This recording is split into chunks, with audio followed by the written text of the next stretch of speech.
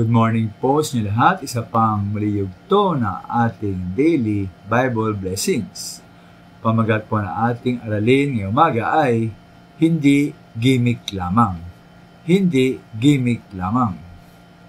Ting malapit na po ang anumang halalan o eleksyon, ipinapakita po ng mga kandidato na umano sila ay kaisa, katulad o nakikihalubilo sa mga karaniwang tao. Halimbawa po maaaring personal o sa mga larawan, poster at tarp, may kita pong nakabisi sila ng t-shirt lamang. Sila ay payakap-yakap sa mga bata, sa mukhang nanay o mga tanda. Nakikihalubilo sila sa mga tao. Sa masa, ika nga, na namimigay ng mga ayuda o tumutulong sa mga proyekto. Alam natin mga minamahal kung ba't nila ipinamahita ang mga ito upang mapaniwala nila tayo na may kaugnayan sila o ugnayan sila sa mga tao at naunawaan daw nila ang mga tao upang sila nga po ay iboto. Hindi ko po husgahan kung ang mga ito ay pawang gimmick o palabas o pagkunwari lamang.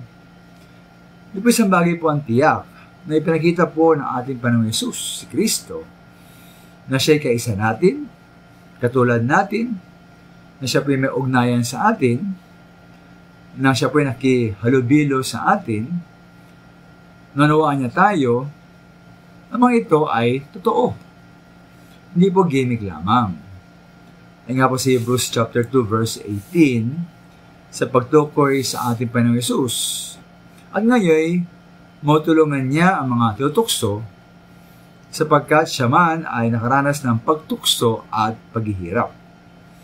Ayun din po sa Filipos 2, 7 and 8. At ipinalus po si Kristo ay naging tulad ng isang alipin. Ipinanganak siyang tulad ng mga karaniwang tao. Nagpakumbaba siya, naging masunuri hanggang kamatayan, maging kamatayan sa krus. At ayun po si Hebrews chapter 4 verse 15 bilang pinakapunong pari na kaunawa ang Panginoong Hesus sa ating makahinaan bilang tulad natin na tinukso sa lahat ng paraan, ngunit hindi nagkasala. Kaya pa sa verse 16, huwag tayo magtubiling lumapit sa trono ng mahabaging Diyos. Tayo po'y lumapit, tayo manalangin po sa ating Diyos upang ating pong matanggap, tagapin natin ang habag at galinga sa panahon ng ating pangailangan. Umamin na ang ginawa po ng Panginoon Hesus po ay hindi lamang gimmick. Hindi po gimmick. Totoong narawaan tayo ng ating Panginoon Hesus.